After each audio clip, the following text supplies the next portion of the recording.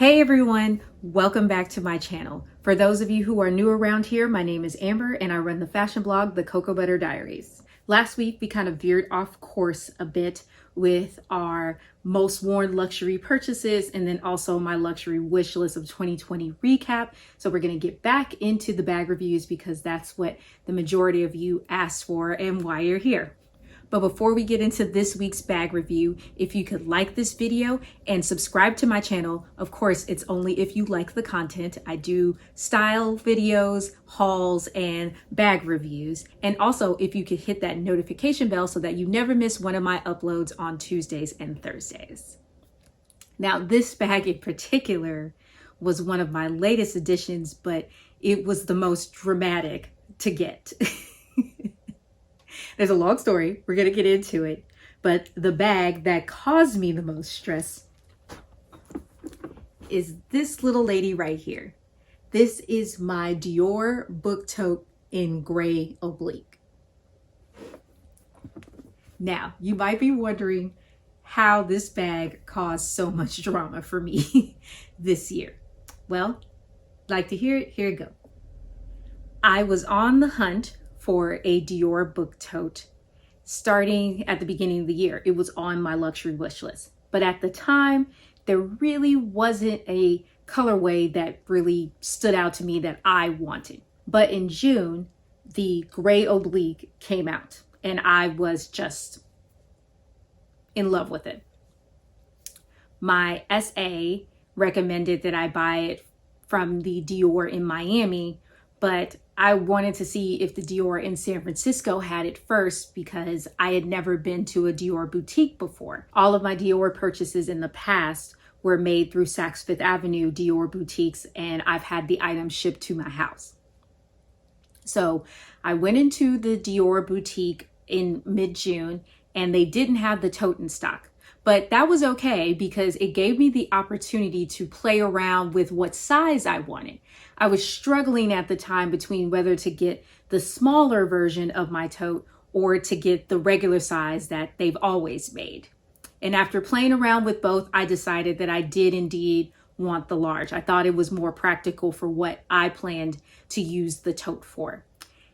I didn't plan on using my Dior tote for an everyday bag. I mostly saw it as like a travel tote or as an overnight bag, which is primarily what I use now for since I don't take flights. My Celine Sangle is my everyday bag because it fits my laptop. It has a wide shoulder strap. It's really comfortable. You can throw all your stuff in it and it just looks really chic. And I love the color. It's cerise, which is like a tote. So they took my information and said that they would be in contact with me when they did get the tote in. About a week and a half later, I got the call that the tote was there. This was towards the end of June, early July, and my birthday was at the end of July, and that's what I wanted to buy the book tote for. I wanted it to be my 35th birthday present to myself. So I hesitated because I thought it was a little early to buy my birthday present, but they also informed me that there was going to be a Dior price increase on July 1st. And if I wanted to beat the increase, I should buy the tote now. So I decided, yes, I want to save some money. So I'm going to buy the tote now. So I did the transaction over the phone. And because I needed more than 24 hours to go to the boutique to pick it up, they shipped it to my house. A couple of days later, the tote arrived. For some strange reason, I had this feeling that something was wrong and I couldn't shake it. So then I decided to open the box, even though I knew what was in it. And then it happened. There was no gift box.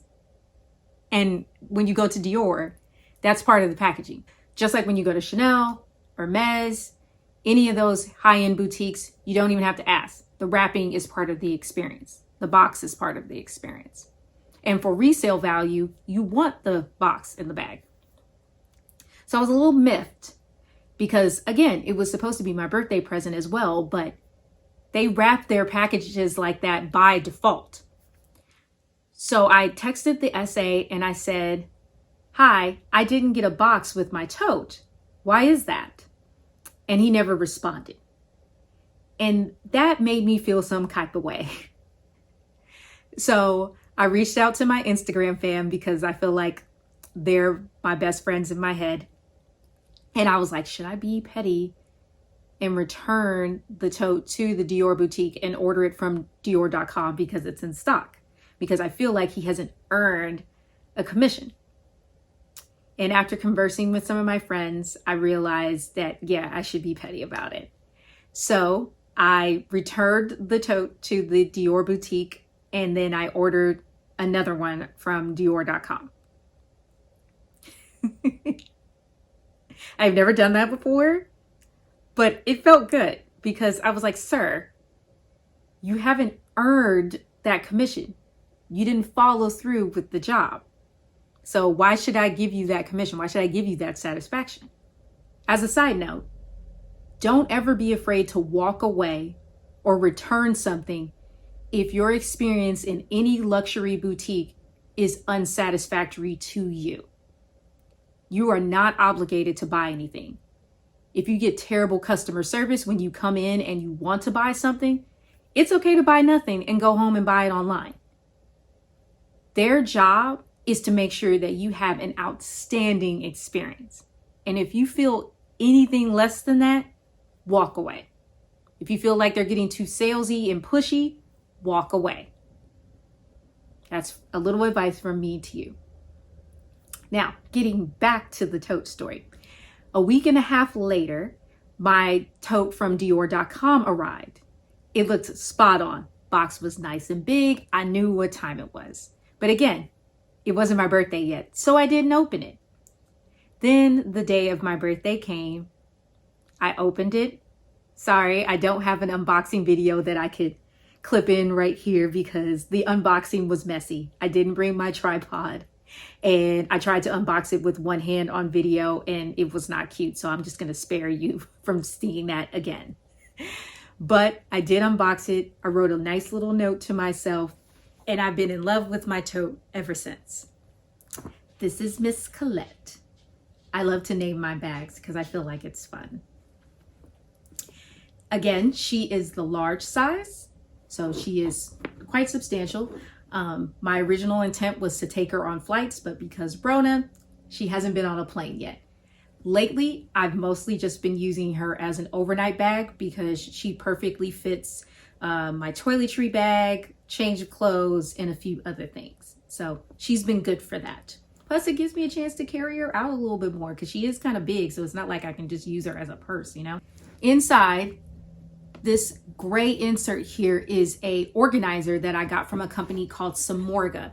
Alyssa Lenore recommended that I get a Samorga organizer because she has them for all of her bags.